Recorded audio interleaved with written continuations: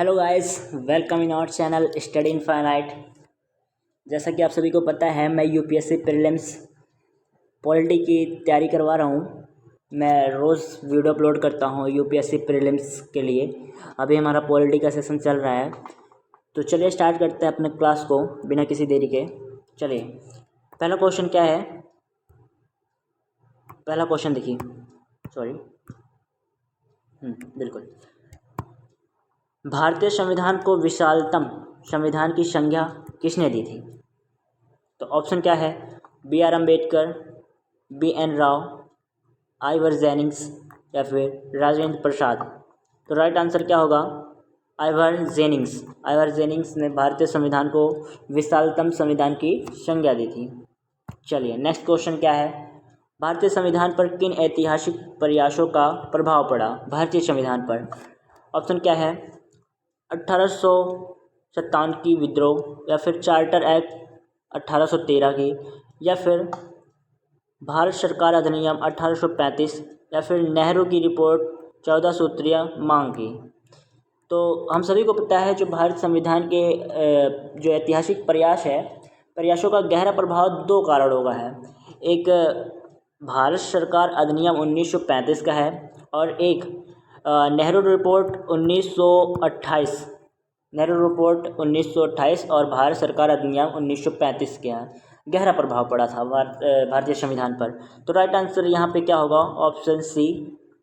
चलिए, बिल्कुल, यहाँ पे केवल 3, बिल्कुल। भारतीय संविधान को वकीलों का स्वर किसने कहा था? ऑप्शन क्या क्या है, बी आर अम्बेडकर ने, बी एन राव ने, आइवर जेनिंग्स ने, राजेंद्र प्रसाद ने। तो सही आंसर क्या होगा, आइवर जेनिंग्स ने। जेनिंग्स ने भारतीय संविधान को क्या कहा, वकीलों का स्वर कहा था, बिल्कुल। चलिए, चौथा क्वेश्चन क्या कह रहा है, भारतीय संविधान के संदर्भ में निम्नलिखित कथनों पर विचार कीजिए। चलिए, पहला क्या कह रहा है, यह विश्व का सबसे जटिल संविधान है। बिल्कुल, हमारा जो संविधान लिखा गया है यह विश्व का सबसे विशालतम और सबसे जटिल संविधान है। यह एक मौलिक संविधान है ना, यह एक मौलिक संविधान नहीं है, यह एक व्यवहारिक संविधान है। तो option A is the right answer, केवल एक, बिल्कुल। चलिए, क्या कह रहा है पांचवा क्वेश्चन, निम्नलिखित कथन पर विचार कीजिए। कथन क्या क्या है, पाकिस्तान में संविधानवाद तो है पर चीन में नहीं। और दूसरा कह रहा है, भारतीय संविधान के अंतर्गत संप्रभुता का विचार शामिल है। तो देखिए, पाकिस्तान में संविधानवाद और चीन और पाकिस्तान दोनों जगह संविधान है लेकिन संविधानवाद नहीं है। और भारत में संप्रभुता का विचार बिल्कुल है, इसलिए option B is the right answer, बिल्कुल, केवल 2। चलिए, छठवां क्वेश्चन क्या है, लोकतंत्र के संदर्भ में निम्नलिखित कथनों पर विचार कीजिए। लोकतंत्र, इस पद्धति का विकास औपनिवेशिक भारत में हुआ। देखिए, लोकतंत्र के हमें मुख्यतः दो रूप में देखने को मिलते हैं। एक है क्या, संसदीय प्रणाली है, संसदीय प्रणाली, और दूसरा क्या है, अध्यक्षात्मक प्रणाली। तो जो संसदीय प्रणाली है वो ब्रिटेन से लिया गया है, ब्रिटेन में उसका जन्म हुआ, एक तरीके से कह सकते हैं विकास हुआ। और जो अध्यक्षात्मक प्रणाली है वो कहाँ से हुआ, वो अमेरिका में उसका विकास हुआ। तो अतः हम कह सकते हैं कि जो लोकतंत्रात्मक शासन प्रणाली है वह भारत में नहीं हुआ। तो पहला गलत हो गया। इसे राष्ट्रपति शासन प्रणाली भी कहते हैं, नहीं, जो लोकतंत्र है उसे नहीं कह सकते हम, जो अध्यक्षात्मक शासन प्रणाली है उसे कह सकते हैं क्या, राष्ट्रपति शासन प्रणाली, बिल्कुल। और क्या क्या है, एक मिनट, बिल्कुल, यह कैबिनेट के अनुसार ही कार्य कर सकता है। नहीं, राष्ट्रपति कैबिनेट के अनुसार कार्य कर सकता है लेकिन सरकार कैबिनेट के अनुसार कार्य कर भी सकती है, नहीं भी कर सकती है, या इसलिए तीसरा भी गलत हो गया। तो यानी कि इनमें से कोई नहीं है, तो यानी कि D is the right answer, इनमें से कोई नहीं। चलिए, सातवां क्वेश्चन क्या है, अध्यक्षात्मक प्रणाली के संदर्भ में निम्नलिखित प्रश्नों पर विचार कीजिए। अध्यक्षात्मक प्रणाली है, देखिए पहला क्या है, यह व्यवस्था अमेरिकी लोकतंत्र की देन है। तो अभी हमने बताया अध्यक्षात्मक का विकास कहाँ हुआ, अमेरिका में हुआ, बिल्कुल सही है। निरंकुशता के तत्व राजनीतिक व्यवस्था में समाहित होते हैं। देखिए, जहाँ पे अध्यक्षात्मक प्रणाली होती है, जैसे अमेरिका, वहाँ पे सभी शक्तियाँ कहाँ राष्ट्रपति में निहित होती हैं, इसलिए वहाँ पे निरंकुश होने का ज़्यादा भय होता है।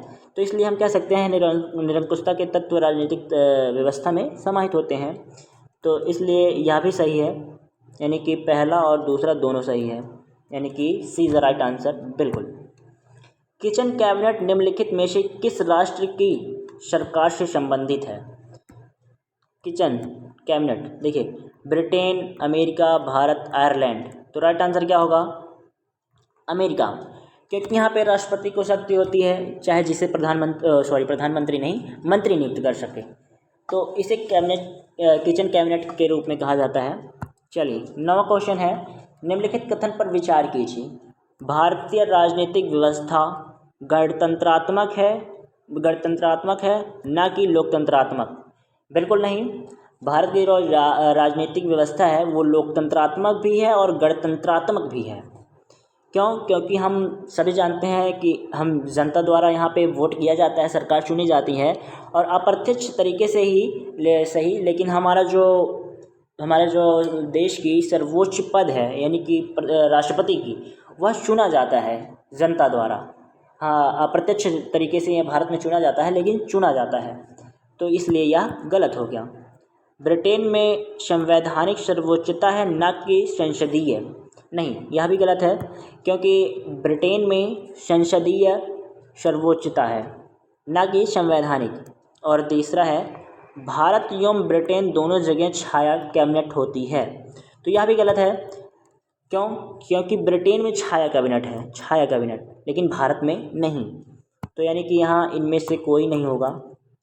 बिल्कुल। चलिए 10वां क्वेश्चन क्या है, संसदीय सर्वोच्चता, आलिखित संविधान एवं एकात्मक प्रणाली किस राष्ट्र की विशेषता है? देखिए, कौन से देश में कह रहा है कि संसदीय सर्वोच्चता भी है, आलिखित संविधान भी है और एकात्मक प्रणाली भी है? तो ऐसा कौन सा देश है? ऐसा एक ही देश है, वो कौन सा है? ब्रिटेन। बिल्कुल। तो आज हमारा सेशन ख़त्म होता है।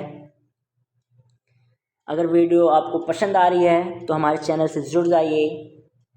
तो फिर हम कल मिलेंगे एक नए टॉपिक पर। तब तक के लिए जय हिंद, जय भारत, धन्यवाद।